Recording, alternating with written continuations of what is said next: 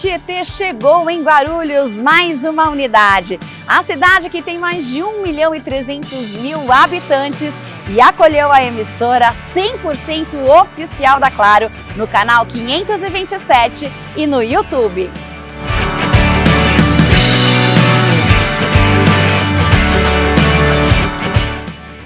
E a TV também é estúdio de podcast. Temos aqui o Pod na Rede, um estúdio exclusivo para você fazer os seus podcasts. Aqui tem muito podcast, em especial com todos os assuntos da região. Se você também tem vontade de ter um podcast, é só vir para cá. Guarulhos tem TV e tem podcast. Tá esperando o que para conhecer? A programação é completa. Jornal, culinária, programas de entretenimento, arquitetura, Doutor Bactéria e com as propagandas mais incríveis do comércio da região. A localização do estúdio aqui em Guarulhos é bem centralizada, ao lado do Hotel Mônaco, bem na região central, conta com um estacionamento para você que vai vir conhecer o estúdio ou para realizar o seu podcast. É a TV em Guarulhos. Não perca! Assista no canal 527 da Claro e também no YouTube da TV, a emissora que mais cresce na região, agora chegando em Guarulhos. É a Rede Alto Tietê, a nossa TV! Sejam muito bem-vindos ao nosso podcast jurídico. Meu nome é Cíntia Pretel, sou advogada e aqui no Pensando Direito você sempre tem informação e conhecimento. Hoje vamos falar sobre planejamento matrimonial. Até onde vai o amor e em que momento o direito entra? Será que é importante? Será que existe muito tabu ainda em falar em planejamento matrimonial? Vamos saber tudo hoje com a doutora Natália Campos, a nossa convidada, especialista em direito de família e sucessões. Seja muito bem-vinda, doutora. Muito obrigada, um prazer enorme estar aqui, agradeço desde já o convite, espero que seja um bate-papo muito rico e que as pessoas saiam daqui sabendo o que é o planejamento matrimonial. E quebrando um pouco esse tabu, né, doutora? Porque o casamento, as pessoas pensam em amor, em parceria, em vida a dois, mas não é só isso. Não, pelo contrário. Quando a gente pensa em casamento, eu acho que isso é uma das dificuldades que a gente encontra dentro dos escritórios. As pessoas planejam tudo, né? Planeja se vai ter banda, se vai ter DJ, planeja se vai ter... quais serão os pratos que vão ser servidos, assim. Toda a ideia do casamento, ela é muito idealizada. E aí uma das coisas que eu gosto sempre da gente perguntar é: você quer a festa de casamento ou você tá pensando na estrutura do casamento? Porque muitas das vezes quando as pessoas trazem, meu sonho é o casamento... Qual parte do sonho? É o sonho da festa, daquele momento, ou é o sonho de uma vida a dois, né? E então, quando a gente está pensando para além da festa do casamento, existe uma estrutura jurídica que é o que sobra, na verdade, que é o todo, né? Festa é um dia. A sua escolha para esse regime de bens, para essas cláusulas de convivência, é o que vai manter essa relação para sempre, até que a morte os separe. Até que a morte separe. O sim... as pessoas não pensam nisso, como você disse, né? É uma relação, sim, é uma relação jurídica, né? Que afeta na família, no direito sucessório, na comunhão daquele casal. E isso, as pessoas, elas se preocupam muito pouco. Na sua área de atuação, as pessoas estão mudando essa visão, aceitando essa necessidade de se discutir a respeito do planejamento patrimonial, ou ainda existe aquele receio, né? Que normalmente você vê, não, eu tô casando, é amor, já vai falar em bens, porque as pessoas, elas separam muito, né, isso. Você consegue ver algum avanço, alguma mudança em relação a isso? Eu acho que tem as duas coisas, assim, acho que quando a gente vai falar de casamento, principalmente, a gente tem que falar isso com uma perspectiva de gênero, né? Então, para quem que é o tabu para falar sobre dinheiro, né? Porque se a gente pensar a nossa evolução legislativa e como a gente chegou até aqui, qual era a estrutura do casamento até pouquíssimo tempo atrás, né? A mulher era considerada incapaz, então precisava pedir a autorização do marido para fazer coisas cotidianas. Então, se a gente pensar nessa estrutura, é claro que a gente tem avanços nessa conversa, né? Hoje, cada vez mais, as mulheres estão conseguindo autonomia dentro dos seus trabalhos, né? Trabalhar fora virou um direito da mulher. Então, sim, a gente tem tido alguns avanços legislativos para que aconteça essa discussão de uma forma mais... com mais autonomia, digamos assim. Mas, se a gente for pensar hoje, né, socialmente, como a mulher é vista ainda... se a gente trouxer uma conversa pra gente falar sobre dinheiro, muitas das vezes a gente vai ser taxada como interesseira, né? Então ainda tem essa quebra. E aí tem as duas coisas, assim, se a gente estiver falando de uma relação, pensando numa relação heteronormativa, numa relação em que a mulher ganhe mais e queira falar sobre dinheiro, ela vai ser vista como arrogante. É impressionante, né? É impressionante. Se a gente estiver falando de uma relação em que vão ponderar outras questões, ou, por exemplo, a mulher ganha menos, ou não trabalhar, e exercer a função, não trabalhar fora, né? Exercer a função de cuidado, ela pode ser vista como interesseira. Então, sim, eu acredito que ainda tem muito tabu, mas a gente tem avançado. Então, hoje a gente tá aqui gravando um podcast com esse tema. 2 mulheres falando sobre planejamento matrimonial. Então, me parece que sim, a gente tem um avanço. E ainda é aquém do que a gente gostaria, certamente, né? Hoje, cada vez mais eu tenho discutido dentro do escritório, acabei de escrever um artigo para a BMCJ em parceria com a Glócia Colebrusco, que é minha sócia. A gente acabou de escrever um artigo sobre isso, porque quando a gente pensar, por exemplo, em comunhão parcial, a gente vai falar, você tem direito a metade. Mas metade do quê, né? Se essa mulher nunca participou ativamente da finança desse casamento, nunca fez uma gestão, não sabe, não tem acesso... Sabe. Então, a gente vai falar metade do quê? Mas acho que a gente pode desenvolver isso. Eu achei muito interessante isso que você acabou de dizer, né? A gente vai prosseguir no nosso tema aqui, mas de que a mulher muitas vezes não tem acesso àquela mulher que só cuida do lar, que cuida dos filhos, e que o marido, ele sai, ele tá fora para manter a casa. E ela contribui. Inclusive, a gente teve uma decisão recente, né? De um homem com uma fortuna milionária, e a mulher, ela não tinha bens. E houve uma decisão nesse sentido, de que ela contribuía para que ele estivesse fora trabalhando. Então, ela teve direito em relação a esses bens. Eu acho que talvez, assim, pra gente conseguir organizar a nossa conversa, acho que a primeira coisa, eu preciso explicar o que é o planejamento matrimonial quando a gente tá falando sobre isso, porque eu vou chegar no regime de bens, mas eu acho que vale a gente fazer um panorama do que a gente tá falando. Então, hoje, quando a gente tá pensando numa união estável, né, que foi equiparada ao casamento, ou nunca... E eu vou te dizer que a união estável me preocupa até, às vezes, mais do que o casamento, né? Sim. Porque o casamento tem as regras mais claras e a gente tem uma data precisa de quando a gente começou essa conversa. Mas, colocando a união estável equiparada ao casamento, quando a gente vai falar, depois do sim, né, quer casar comigo? Quero, mas espera aí. Quero, porém, a gente precisa fazer alguns combinados antes. E quais vão ser esses combinados, né?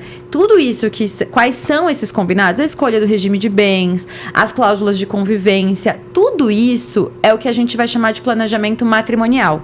O planejamento matrimonial, ele é um braço do planejamento patrimonial. Então, quando a gente pensa em planejamento patrimonial, a gente vai pensar em sucessão, etc. Quando a gente pensa em planejamento matrimonial, a gente está pensando quais são as regras para esse casamento, que vai ter interferência lá na frente na sucessão. Então, na verdade, é até que a morte nos separe mesmo, porque quando a gente fala de casamento, a gente fala até de um jeito meio bruto, assim, o casamento ele vai acabar, seja pelo divórcio, seja pela morte, ele vai acabar, não tem como, né? Então, as escolhas que a gente faz para que esse pacto antinupcial, para que esse regime de convivência seja elaborado, são essas escolhas que a gente está chamando de planejamento matrimonial. E aí, por que isso é tão importante? Porque hoje, na legislação que a gente tem, as regras, elas são feitas de um jeito genérico, né? A gente vai escolher regime de bens, etc. Se a gente não olhar para a configuração exata daquele casal, a gente tende a deixar na mão de um juiz decidir o que vai ser daquele casal lá na frente. E o que a gente faz no planejamento matrimonial? A gente antecipa as peculiaridades daquele casal. Quais são os combinados entre eles? Então, vamos supor, a gente está falando de um casal que um dos dois está prestando concurso público no país inteiro. Eu quero prestar concurso para magistratura no país todo. Tudo bem. Mas e se você passar, eu vou ter que abrir mão da minha carreira aqui em São Paulo para acompanhar? Então, a gente não pode prever que, caso isso aconteça e eu abra mão da minha carreira para acompanhar a sua, seja dentro do Brasil por questão de um concurso público, ou seja por conta de uma proposta que eu recebi para trabalhar em outro país, a gente já não pode deixar combinado uma indenização, um alimento transitório, tudo isso impacto? Sim, a gente pode. Então, é isso que o planejamento matrimonial faz, olhar para aquela questão daquele casal específico, prevendo, por exemplo, maternidade ou outras questões que sejam o sonho dos dois, e colocar isso dentro de um contrato. Você antecipa, vamos dizer assim, a resolução dos possíveis problemas. Isso. Você estabelece as regras do jogo, né, Perfeito, Natália? é isso. A gente pode pensar em qualquer jogo, quando a gente vai começar. Vai ter um jogo vai ter uma regra genérica para esse jogo, que vai valer para todo mundo, né? E vão ter as regras específicas. Então, por exemplo, se eu estiver falando de um jogo de futebol masculino e um jogo de futebol feminino, embora tenham as mesmas regras, tem as peculiaridades de cada jogo. Então, é a mesma coisa. Então, se a gente estiver falando de uma relação, por exemplo, entre 2 homens ou outra entre 2 mulheres, a gente pode olhar para esse relacionamento, quais são as peculiaridades dessa relação? E a gente pode trazer isso dentro do pacto. A gente vai pensar numa relação de heterossexual, por exemplo, tudo bem, entre um homem e uma mulher. Então se a gente estiver falando disso, a gente está dizendo que a maternidade vai ter um impacto na carreira da mulher que não vai ter um impacto que não é o mesmo impacto na carreira do homem. Então a gente não pode trazer essas desproporcionalidades para essa conversa? Podemos e devemos. Você acha que o brasileiro ele tem a consciência da importância do planejamento matrimonial? Eu acho que não. Na verdade, eu não sei te dizer esse recorte assim, se é só no Brasil, não sei te dizer. Mas aqui, especificamente, a gente ainda não conseguiu entender. E aí eu acho que isso é importante por vários motivos, né?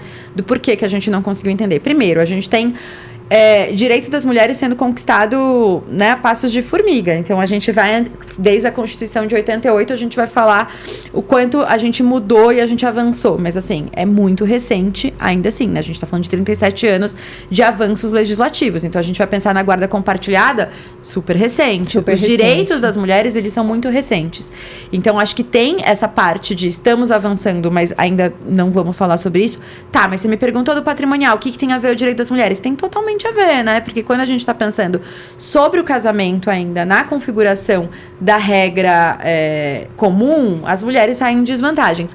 E aí eu acho que tem mais uma questão também, porque as pessoas ainda associam muito o planejamento matrimonial com o patrimônio. E aí não pensam que muitas das coisas que a gente pode discutir não necessariamente tem a ver com patrimônio. Pode ter a ver com função do cuidado, por exemplo. Sim. Então, tudo isso eu acho que ainda assim é um tabu. Eu acho que a gente ainda não conseguiu olhar pros contratos, né, para a relação de planejamento com o cuidado. E aí também os recortes de classe, né? Assim, quem tá pensando nisso, né? Assim, se a gente for parar para pensar que o Brasil é enorme, né? E quais mulheres estão conseguindo pensar sobre uma autonomia. Então, isso também, obviamente, tem um impacto quando a gente fala sobre isso. E é importante ressaltar que quando as pessoas falam em planejamento matrimonial, só quero dizer patrimonial, né? A pessoa que trabalha em direito sucessório, mas né? É um bracinho. No planejamento matrimonial, o outro parece que acha que você já está se preparando para o divórcio, né? Isso. Que você está se preparando. E é como você disse, se as regras do jogo estiverem bem estabelecidas, os problemas eles são minimizados, não é? Exato. E assim, vamos lá, acho que 2 conversas são importantes quando surge essa desconfiança, né? Primeiro, como que a gente vai falar sobre isso com o parceiro, introduzir esse assunto com o companheiro, companheira. O planejamento matrimonial, ele não vai ditar só o divórcio, ele vai ditar a sucessão. Sim. Então, quando a gente traz essa conversa para a mesa, não é só sobre... Olha só, quando a gente se separar, se a gente se separar, se tiver um divórcio, quais vão ser as regras? Não, é também sobre a sucessão. E quando a gente pensa em cláusulas de convivência, é também sobre alguém ficar doente. Então, todo esse amparo a gente pode prever nesse momento da conversa. Então, isso é muito bonito. O que a gente decide com amor, a gente é poupado de decidir com dor. Então, isso é incrível. Nossa, é uma frase super importante, de planejamento. Né? E eu acho que outro ponto que a gente tem que trazer para a conversa, gente, são dados. As pessoas se divorciam, né? É só a gente olhar ao redor quantos casamentos a gente achou que ia ser pra sempre. Inclusive, se a gente pensar em casamentos famosos, que a gente até sofreu. Quem não deu uma sofridinha com o término da Fátima Bernardes com William Bonner, sabe? Sandy e Lucas, né? Sandy e Lucas, exato. Os casamentos acabam. Aqueles né? casamentos que a gente achava que era perfeitos, né? Exato. Não que não fossem, mas a impressão que o público tinha, né? Exato. Nunca vai acabar. Os casamentos acabam, e que bom, porque quando a gente olha pra trás e tem um exemplo assim, mas a minha avó ficou casada há 60 anos, mas a minha tia ficou casada há tantos anos. Mas a que custo esses casamentos duraram 50, 60 a vida inteira, né? Eu acho que é importante a gente falar assim, olha, o divórcio, o único motivo pelo qual um casal precisa ficar junto é pelo desejo. Eu nem falo que é pelo amor, porque pode ser casais que não se amem mais e olhem pro outro e falem, quer saber? Tá conveniente, gostosinho a gente continuar aqui. Tem filho, tem neto, vai dar muito trabalho separar. E é uma parceria gostosa, a gente se dá bem, tá tudo certo. Então não é nem o amor que mantém esse vínculo matrimonial, é o desejo de ficar com outra pessoa. Então se eu tô dizendo que eu só quero que os casais fiquem juntos por conta do amor, eu não posso ter dependência emocional, eu não posso ter dependência financeira, não pode ser esse o elo entre esse casal. Eu preciso que uma mulher, um homem, a pessoa mais vulnerável dessa relação, quando ela decida sair, ela saiba o que está em jogo. Ela saiba qual é o risco que ela está correndo quando ela decide sair. E isso, a gente só tem essa autonomia para falar, eu não quero mais, Cíntia, olha, quero me divorciar de você, eu não quero mais, só que eu abri mão da minha carreira, nos últimos 10 anos eu só cuidei das crianças. Isso tudo tem que ficar claro, porque uma das coisas que a gente vê muito em escritório, talvez você também veja no seu, é um problema assim, quero me divorciar, eu não tenho dinheiro para pagar consultoria com advogado. Quero me divorciar, eu vou aceitar. Assim, você tem direito, talvez, a, sei lá, 5 milhões. Mas daqui 10 anos, você quer 5 milhões numa briga judicial de processos que vão durar de 3 a 5 anos? Ou você quer 100 mil mês que vem na conta? Então, a gente força a parte vulnerável dessa relação. Aceitar acordos ruins, porque esse pacto não foi feito lá atrás. Porque quer ver um exemplo de como a gente pode minimizar isso? Colocando um pacto de alimentos transitórios até a partilha. Então, quem tem a posse do patrimônio fica vinculado a pagar alimentos transitórios, vamos tirar do juridiquês, né? A pagar uma pensão para parte. Sim. Então eu, Natália, tenho a gestão do patrimônio. Eu que tenho a empresa, eu que cuido da conta, sou eu que faço toda essa gestão. Você ficou em casa cuidando dos nossos filhos. Então, quando a gente decidir se divorciar, eu, que tenho a gestão do patrimônio, preciso custear para você uns alimentos transitórios até que saia a partilha e eu passe a ter acesso a isso. O que isso está me dizendo? O que isso evita? Evita que você aceite um acordo por desespero e evita que quem tem a gestão do patrimônio protele esse processo por muito mais tempo, tumultuando um processo, para você não ter acesso a esse patrimônio. Então, vai ser interessante para um cara que está vinculado a pagar, sei lá, de cara, 30% dos rendimentos dessa empresa. Da empresa, não estou nem falando, né? Do patrimônio dele, geral, né? 30% desses rendimentos. Vai ser interessante para ele ficar me pagando 15, 20, 30 mil por mês por tempo indeterminado até sair essa partilha? Ou para ele também vai ser interessante que a gente faça essa partilha? Então, essa conversa que a gente tem antes é um espaço de garantir que a violência patrimonial não seja perpetuada. E você falando sobre isso, a mulher, que normalmente é a mulher que tem Sim. a dependência financeira, né? Infelizmente, não quero trazer isso como uma regra, mas isso os dados estão aí, né? Os dados estão aí para mostrar. Mas é uma garantia de sobrevivência para ela, de poder cuidar dos filhos, porque muitas vezes a mulher quer se separar, mas ela não tem meios para se sustentar e fala, como que eu vou cuidar dos filhos? E aí ela se submete a uma relação que não está legal, que não está boa, né? Então, vai além do dinheiro, né? O planejamento matrimonial. Exato, vai além do dinheiro. E eu acho que, assim, sem, né, o mundo de poliana, o dinheiro, ele é importante e ele vai ditar o advogado que você vai contratar. Ele vai ditar o fôlego que você tem dentro de um processo. Mas, para além disso, quer ver, por exemplo, uma cláusula que não tem só a ver com dinheiro, que a gente pode pensar no planejamento matrimonial, divórcio em caso de doença. De novo, os dados estão aí. Mulheres são abandonadas dentro dos seus tratamentos oncológicos ou de outras doenças graves. Então, é muito comum que quando uma mulher é diagnosticada com uma doença, ela é abandonada pelo cônjuge ou companheiro. A gente tem dados para isso, né? Então, o que a gente pode prever, por exemplo, no caso de divórcio, né? Que tenha um diagnóstico de uma... Porque o homem, no caso, também não é obrigado a ficar com uma pessoa porque ela tem uma doença, né? A gente não pode... A lei não obriga isso. Mas a gente pode trazer uma cláusula que, em caso de divórcio, a parte diagnosticada, então pode ser o homem, pode ser a mulher, a parte que tiver um diagnóstico de uma doença grave, como, por exemplo, um câncer, né? Essa parte, ela vai receber um respaldo financeiro, ela vai ser mantida num plano de saúde, porque uma das coisas que a gente já teve no escritório, por exemplo, um casamento de 50 anos, a pessoa em tratamento oncológico e o cônjuge, né, o marido, escrevendo uma carta de próprio punho pra tirar essa mulher do plano de saúde. Então, assim, imagina a crueldade. Ele não conseguiu, né? Por óbvio, né? O próprio juiz vetou essa movimentação, mas a movimentação de ter tentado já é uma crueldade. Imagina você num tratamento oncológico, fazendo uma quimioterapia e recebendo uma notificação que você não sabe se seu plano de saúde vai ser mantido ou não. E você com 60 anos, a gente sabe a dificuldade de você conseguir entrar dentro de um plano de saúde. Então, tudo isso, quando a gente decide... Bem antes, quando a gente tá conseguindo conversar, quando o diálogo ele é possível, é lindo. Porque nessa fase final, as coisas complicam porque o diálogo já não é possível, né? Então, parece que os problemas, eles se maximizam. E então... tá aí mais a importância. Uma coisa que eu queria perguntar para você é em relação a indenizações no caso de traição, né? Isso também é possível ser previsto no planejamento matrimonial, né? Fala pra gente. É possível. Eu ainda tenho sempre tato, assim, quando as pessoas querem colocar isso nos pactos, porque eu acho que é uma cláusula muito mais de coibição do que executável. A gente vai precisar entender, por exemplo, se a gente colocar uma cláusula. Mas se a gente estiver falando de uma comunhão universal de bens, o que é isso? Que tudo é dos dois.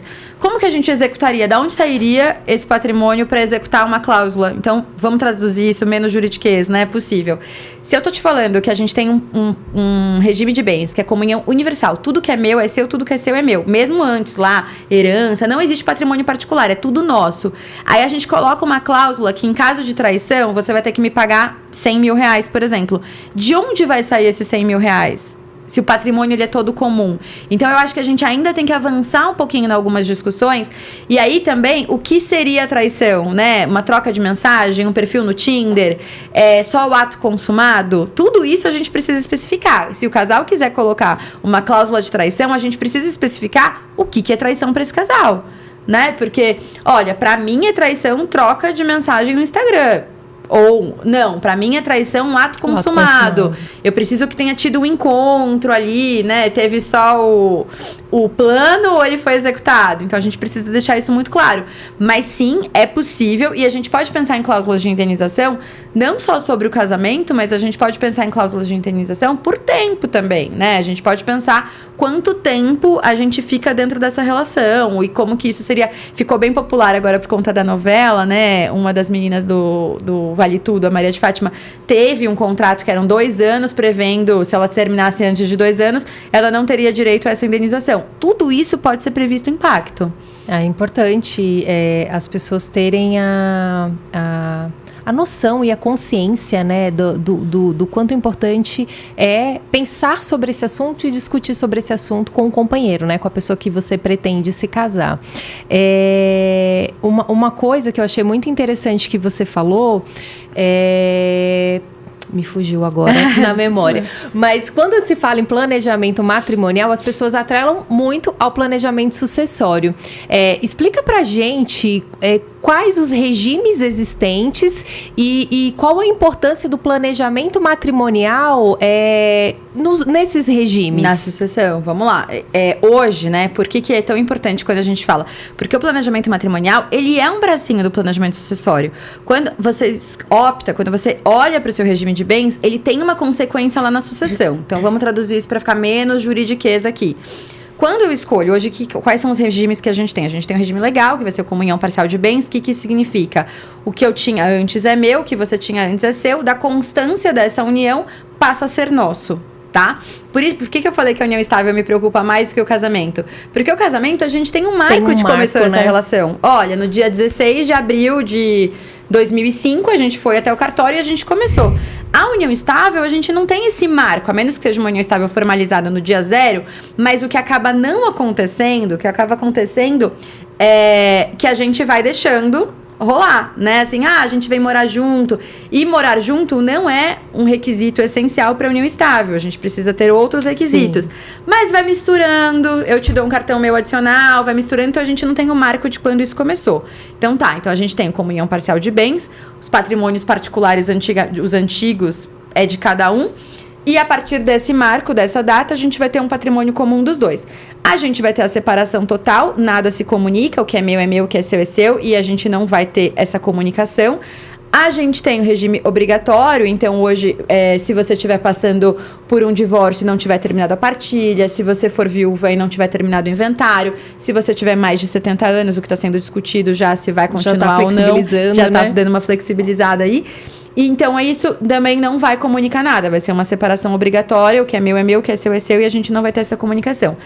Tem a separação final nos aquestos, que eu acho que só existe dentro das aulas. Você já viu algum? Não. Também não. Eu acho que só existe pra gente exemplificar, porque vai ser muito difícil fazer essa apuração depois lá na frente.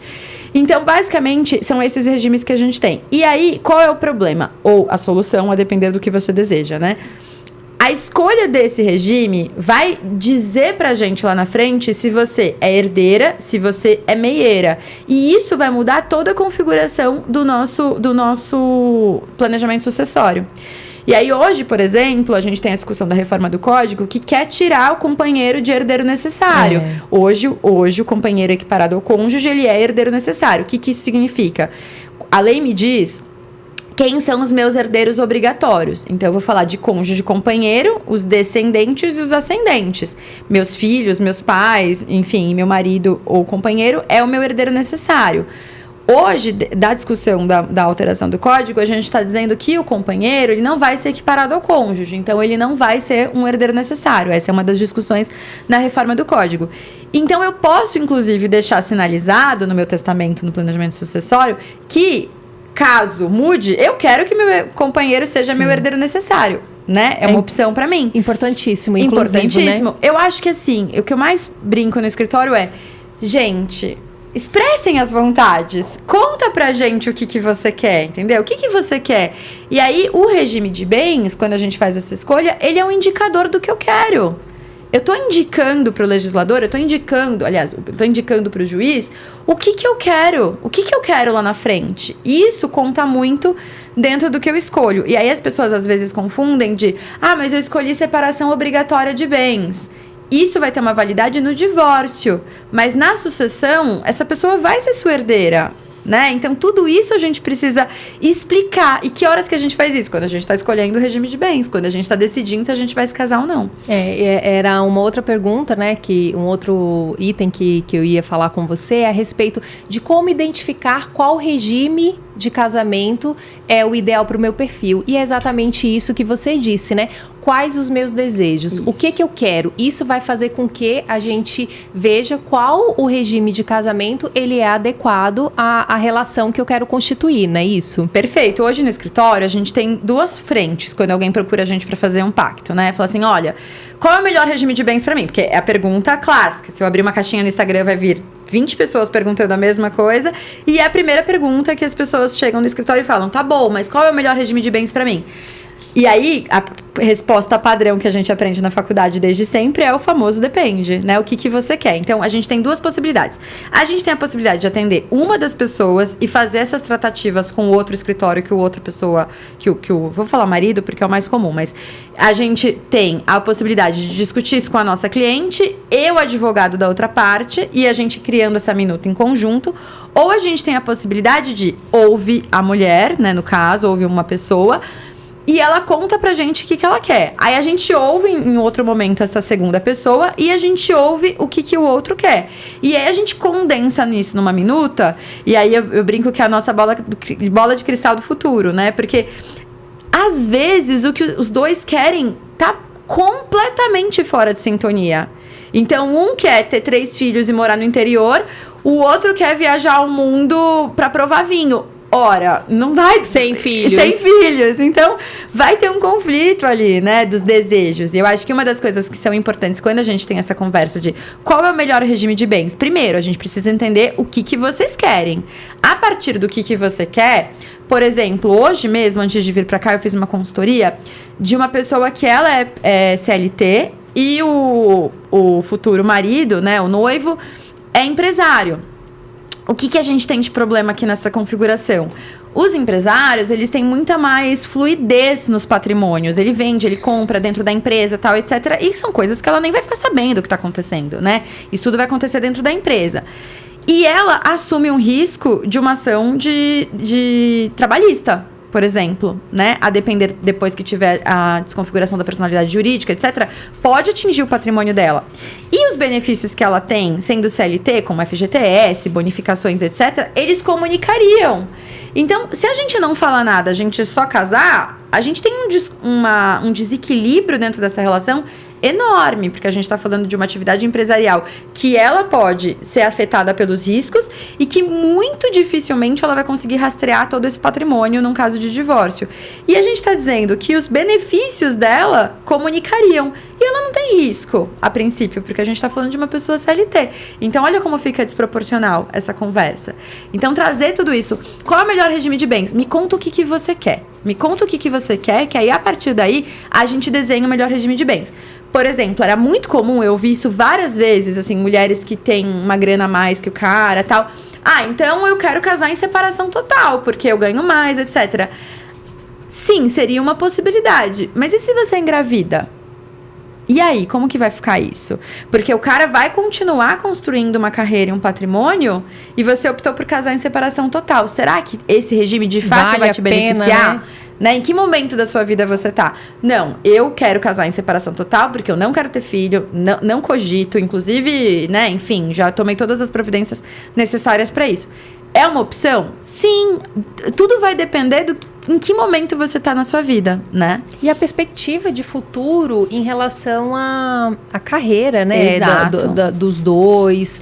Porque, e em relação a esse relacionamento, porque muitas mulheres casam e depois o marido vem dizer, não, você vai ficar em casa. Sim. Eu não quero que você trabalhe, você teve filho, eu quero que você cuide dos filhos. E a mulher, ela abre muitas vezes mão da carreira para cuidar das crianças. É né? uma dica que eu posso dar, assim, que ainda que você não tenha feito um planejamento matrimonial, que não esteja no radar de quem está nos ouvindo, você precisa ter acesso algum dinheiro líquido. Você precisa ter acesso sempre a algum bem líquido, assim, alguma coisa que você consiga manusear mais facilmente. Então, se porventura o combinado entre vocês vai ser, olha, eu vou abrir mão da minha carreira, ou eu nem tenho uma carreira, vou cuidar das crianças, enfim, vou cuidar da casa, vou trabalhar aqui, né?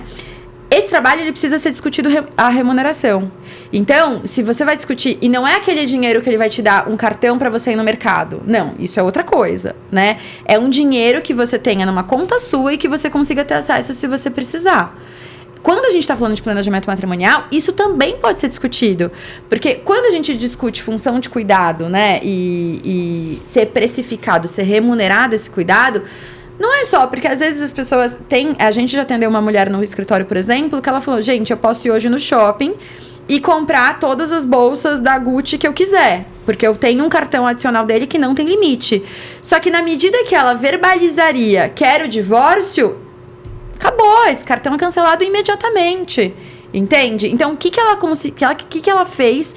Uma das ferramentas que ela usou para conseguir, ela fez uma obra em casa para fazer um caixa 2 dessa obra, para conseguir desviando algum dinheiro, para conseguir contratar um serviço, para conseguir se desvincular dessa relação, que tinha violência física também nessa relação. Então, é importante que você, mulher que está nos ouvindo de alguma forma, tenha, ainda que você não trabalhe fora, ainda que você não traga essa renda de outro lugar, que você tenha acesso a algum dinheiro. Tem que ter uma conta sua, tem que ter um cartão seu, que você consegue, numa situação de pedido de divórcio ou de emergência, você consiga manusear esse dinheiro. E, inclusive, não compare isso que a Natália falou, a conta conjunta. Não, né? A conta conjunta. Tenha a sua conta com os valores disponíveis com liquidez, né? Que é aquele acesso imediato para que você possa utilizar. Em relação ao pacto antinupcial, o que a gente pode e o que não pode ser colocado, né? A gente sabe que as regras podem ser estabelecidas, mas tem direitos que eles são indisponíveis e que isso não pode ser discutido no pacto. Fala pra gente um pouquinho disso. Olha, o que a lei permite, a gente pode colocar no pacto. Então, a gente não vai flexibilizar direitos que a lei não nos permite. Por exemplo, eu não posso abrir mão de alimentos do meu filho num pacto. Eu não posso falar, eu te dou a liberdade de não pagar a pensão para as crianças, até porque esse direito não é da mulher, é das crianças, então a gente não vai poder colocar. Então, o que eu posso colocar no pacto? Hoje, felizmente, a gente está tendo muita autonomia dentro dos cartórios para a gente conseguir fazer esses pactos, tá? Então, na maioria dos cartórios, a gente consegue transitar muito bem sobre isso. Não posso ter conflito com a legislação. Não posso, por exemplo, no pacto colocar que você vai abrir mão da herança. Não posso, porque, né, a gente não existe herança de pessoa viva, então a gente não pode pactuar isso. Mas a gente pode colocar várias coisas que permeiam o que a legislação já nos deixa fazer. Então, o que a gente pode colocar? Olha, tudo que for lícito, tudo que a lei permitir, a gente pode colocar. E aí, eu acho que o que é mais importante quando a gente está pensando no pacto, dessas cláusulas específicas, é entender o que o casal quer, porque a gente consegue formular uma cláusula, uma regra, do jeito sem ferir nenhuma lei, para isso não ser também anulado lá na frente. Então, hoje a gente tem muita flexibilidade dentro dos cartórios para conseguir colocar. O que eu não posso colocar? Eu não posso colocar nada daquilo que já não seria permitido dentro de um regime convencional. Isso só vai fazer com que seja discutido judicialmente e seja anulado. Qual a importância de um planejamento matrimonial? Não falo nem acerca só... A gente vai pensar mais no patrimonial, né? Mas eu quero falar do matrimonial, acerca até de visitação, de filhos que não, de outro casamento, para não vir morar junto. Essas questões, né? Mas a pergunta é, qual a importância do planejamento matrimonial quando existem filhos anteriores a essa relação que você vai constituir ou já está constituindo de uma união estável, por exemplo? A relação é total, assim, a gente precisa pensar, hoje a gente vai chamar das famílias paralelas, eu gosto mais do termo, segundas relações, né? Famílias mosaicos, né, que tem várias configurações, etc. Eu acho extremamente importante a gente pensar no planejamento matrimonial nessa configuração. Por quê? Porque a gente está falando, a gente brinca que a gente chama de filhos particulares, né? Cada um tem seus filhos, ou uma das partes tem uns filhos, etc. A dinâmica do regime de bens que a gente falou lá atrás, que seria difícil da gente escolher, porque vai ter uma movimentação na sucessão, a regra vale também quando a gente está pensando em famílias mosaicos. Então, sim, o que a gente escolher dentro dessa relação, vou falar primeiro de patrimônio, vai ter essa diferença. Então, sim, seu enteado pode vir a ser herdeiro do patrimônio que você tem hoje, a depender de quem vai falecer primeiro, qual sucessão vai ser aberta primeiro. Pode existir. Também aquele terror que todo mundo tem, né? Eu posso ser obrigada a pagar pensão pro filho do meu atual marido, né? É uma coisa que constantemente a gente ouve. Então, sim, a depender do regime de bens e das escolhas que foram feitas, pode sim recair sobre você. Mas sempre que me fazem essa pergunta, eu gosto de trazer primeiro uma ponderação. Você realmente quer ficar casada com um cara que está devendo pensão, assim, né? Porque ele não está tendo esse cuidado com o filho, como que vai ser essa relação? Mas isso fica aí para cada um escolher. Agora, para além disso, a gente também pode pensar nesses contratos, né, de conjugalidade, de parentalidade, como que isso vai afetar a nossa vida. Então, a gente pode sim colocar algumas regras dentro da nossa relação de como que vão ser essas convivências com essa criança, etc. Tem muita discussão no direito das famílias, assim, é uma discussão imensa sobre o direito das madrastas, dos padrastos, se pode buscar na escola, se pode postar foto. E uma das coisas que a gente pode colocar em pacto, por exemplo, quando a gente pensa para além de patrimônio, é as relações com rede social. A gente pode colocar tudo isso. O que está liberado? Né? Como que vai ser essa convivência? Eu vou liberar celular para criança? Não vou? Isso tudo a gente pode falar nos planos de parentalidade, que pode sim ser uma ferramenta do planejamento matrimonial. E isso é muito delicado. Inclusive, eu tenho um caso que a mãe chegou na casa do pai e a criança estava com o celular que a madraça deu. E aí ela foi. E aí a mãe questionou e a criança falou: aqui a tia fulana me dá, aqui pode. Né? Então, são regras do jogo, né, estabelecidas entre o casal, não só entre eles, mas em relação aos filhos também, os futuros filhos. O planejamento matrimonial, ele evita brigas entre a família, né, no caso de falecimento. Então, quando você fala em planejamento matrimonial, a gente tem que pensar depois do falecimento também, né? Total. E assim, as famílias, elas precisam muito entender isso. Assim, às vezes a gente não vê as validações das vontades, né, pelas famílias. Então, o que é importante quando a gente pensa em planejamento matrimonial? Por isso que eu falo que a união estável, ela é mais delicada. Por diversas vezes, por exemplo, e aí isso acontece muito num segundo casamento. Vou dar esses exemplos que acho que vai ficar fácil da gente visualizar. Meus pais foram casados por 30 anos. Aí eles se divorciaram, meu pai passou a ter uma namoradinha, né? Porque vira pejorativa. Aquela namoradinha dele. Só que a suposta namoradinha mora com ele há 20 anos. Eles têm uma relação, né? Eles nunca oficializaram essa relação, eles nunca foram no cartório e fizeram uma união estável, só que eles moram junto há 20 anos, todo mundo sabe que eles estão juntos, todo mundo vê eles como se casado fosse, né? Eles têm um ânimo de constituir família, porque não tiveram filhos, mas tem lá planta, cachorro, gato, sei lá, tem lá uma relação de convivência.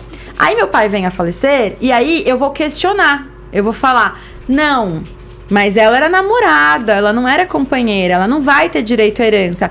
O que isso vai trazer de prejuízo? A gente vai ter uma animosidade gigantesca nesse inventário, a gente vai ter que travar todo esse inventário, porque ela vai entrar com reconhecimento de união estável pós-mortem, porque ela vai conseguir esse reconhecimento de união estável, né? Se tiver todos os requisitos. E a gente só vai trazer mais desconforto para um luto.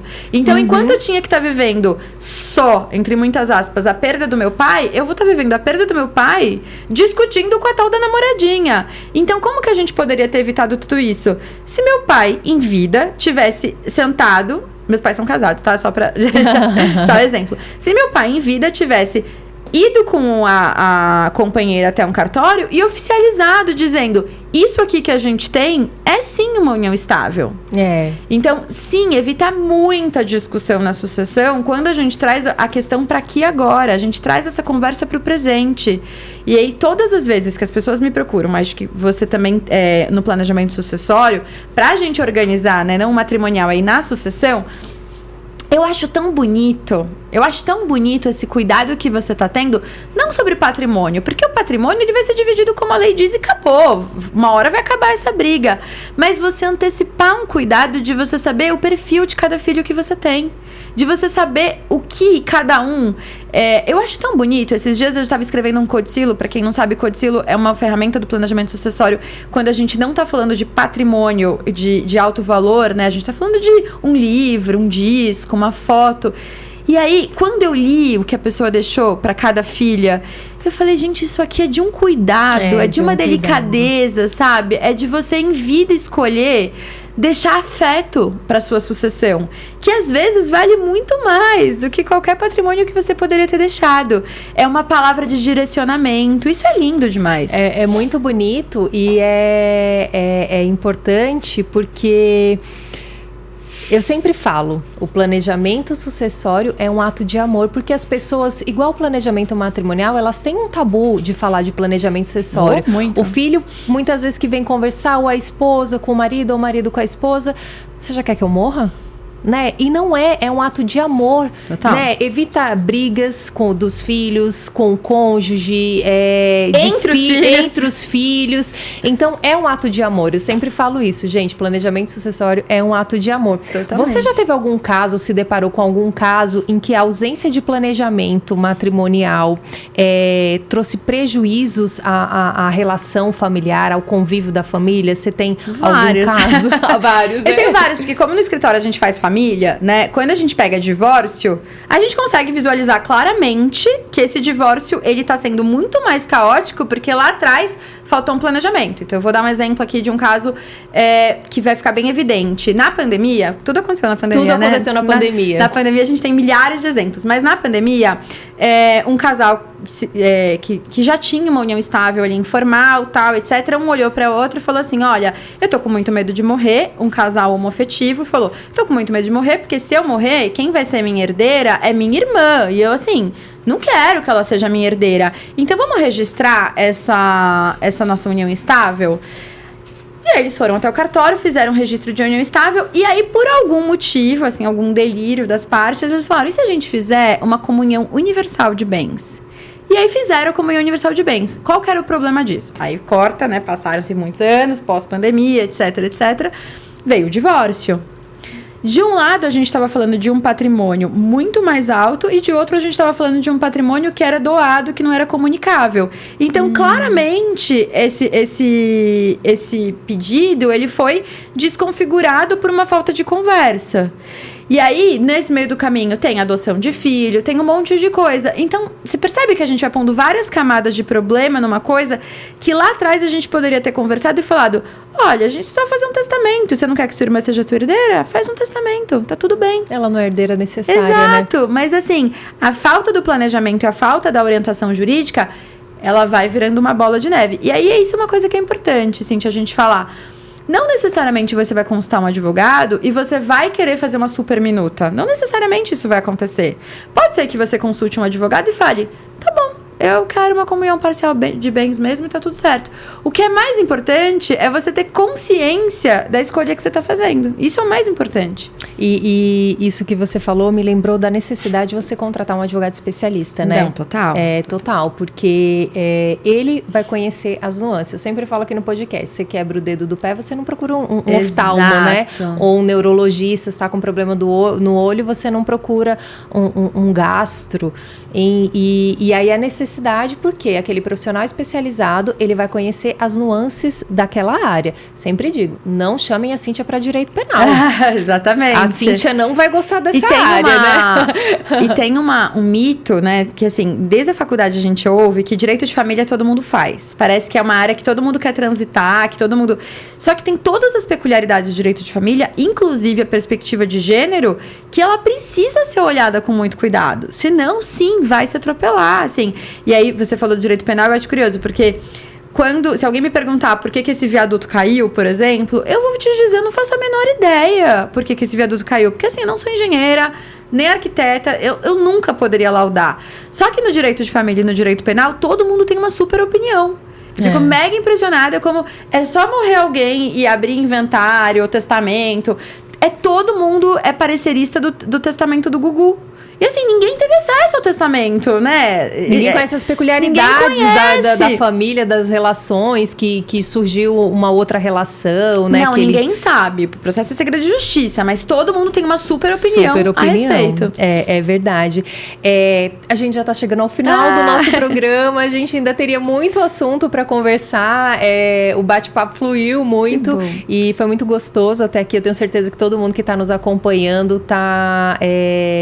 obtendo, né, bastante informação aqui e clareando as ideias mesmo, né, de consciência da necessidade de se planejar, de pensar além do sim.